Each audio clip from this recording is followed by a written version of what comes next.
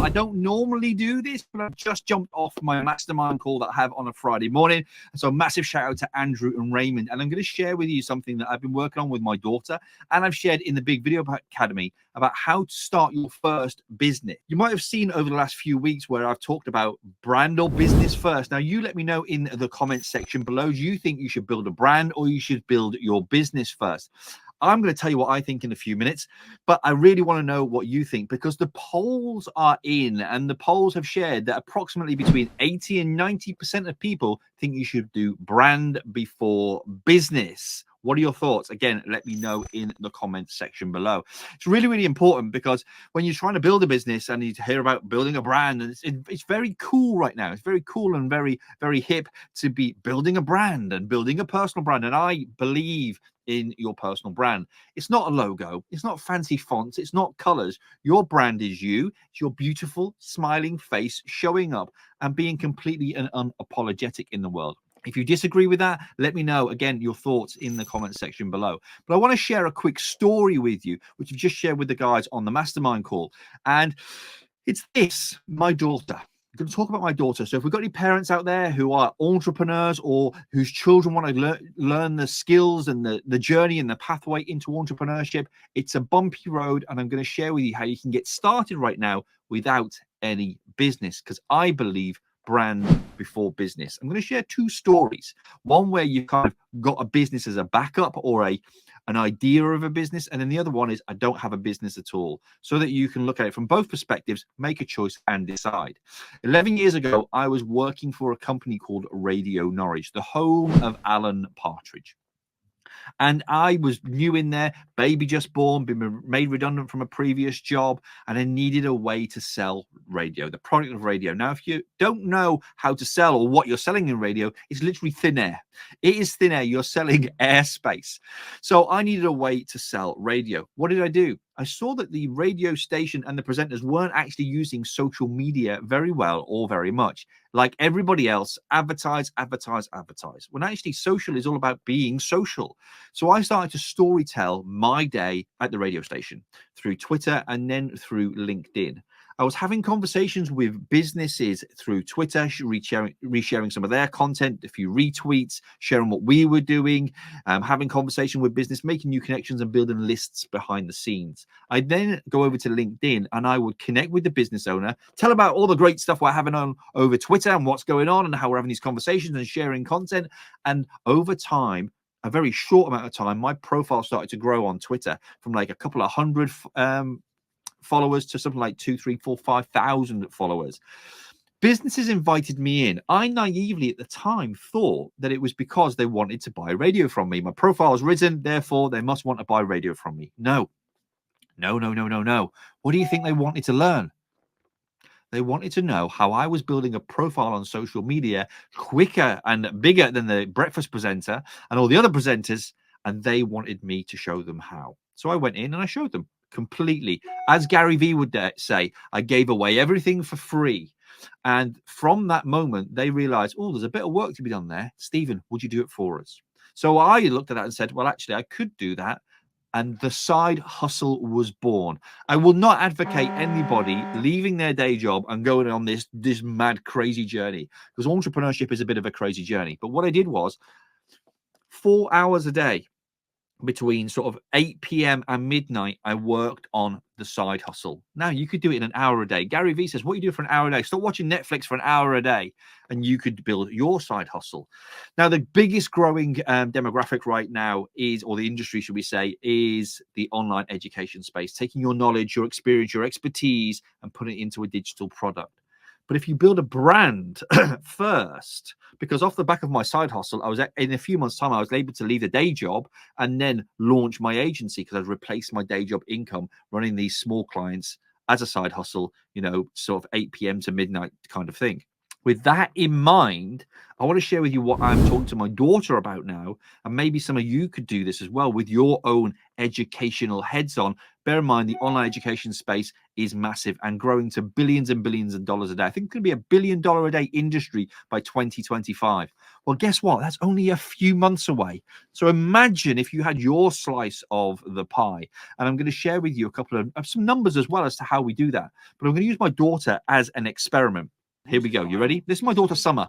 She is a makeup artist, but actually she's working for me in this industry, in the social media world. She's helping me run the agency, but she loves media makeup. She's got a TikTok account, Instagram account, getting lots and lots of views on her makeup videos. She's got a YouTube channel as well.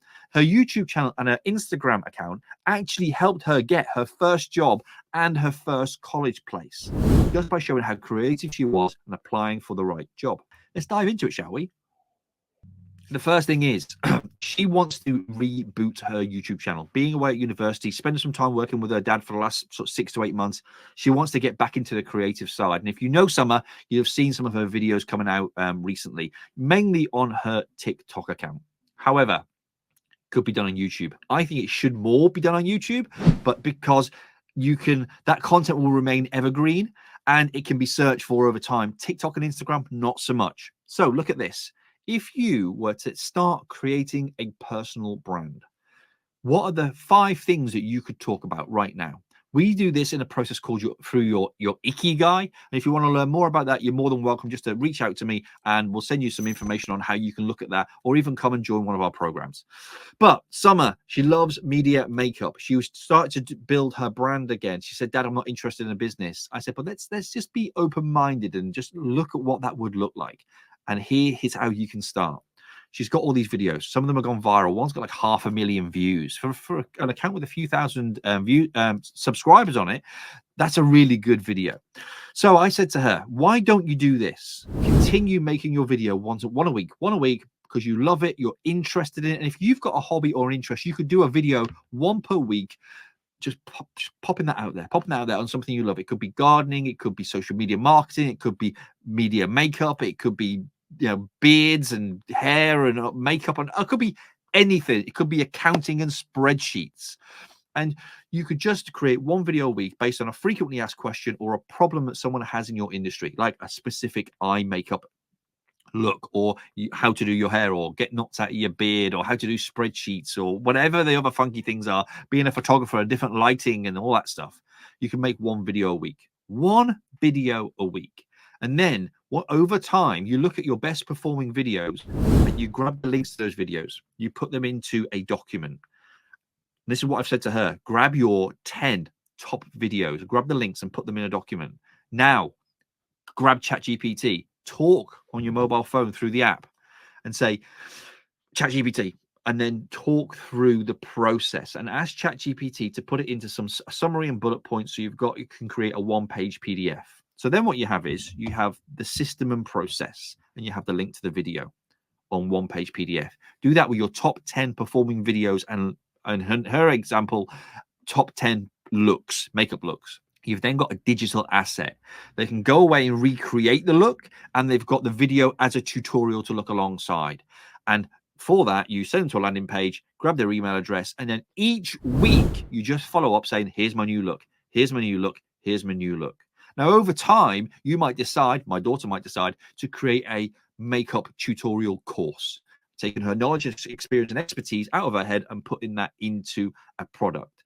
Would make perfect sense. However, I had this idea. What if her audience said, we love what you do, but we really want to know how you edit those videos? Because you should always lean into what the market want. Don't just go and create something because it's a good idea, because we've all got loads of good ideas. But if there's a market need, then, and you've got an interest in it, i.e. she edits her own videos as well, she could easily turn that into an online program. Grab your phone, ChatGPT, this is how I create my videos, help me create a system of process so that people can learn from me, and then pad it out, put video examples in it, jump on camera, start creating 2, 3, 4, 5-minute video tutorials on each specific step, build it into an online course. Then what she has is she's got the option to create a makeup course. She's then got the option based on what the market need is to create a video editing course. And she has now an online business, all based off something she loves doing. And she's serving the people who love what she does. So, brand before business. Go and build your brand. Go and create content on what you love. It's your personal brand because it's led by your beautiful smiling face. People want to see the whites of your eyes. They want to hear the voice from your mouth and the love and kindness and passion from your heart. That is why we call it heart brand. So if you do nothing else today, go and list 5 things you love to talk about. Go and grab 5 questions from each one of those things that are frequently asked. Go on the internet, search them, even ask ChatGPT what they are. And then you have 25 themes for your videos. That is 1 video a week, 6 months worth of content ideas. Then you just jump on here and you go through a very, very simple framework. And if you want to know that, I will share it with you in another video. Or if I decide to put this in YouTube, like I've just had this idea now, I will link out to that video somewhere around here. And that is how you create multi-purpose content. I hope you found this useful. Let me know in the comments what you're going to start. And I can't wait to be part of your journey. Take care. Much love. Big Daddy out.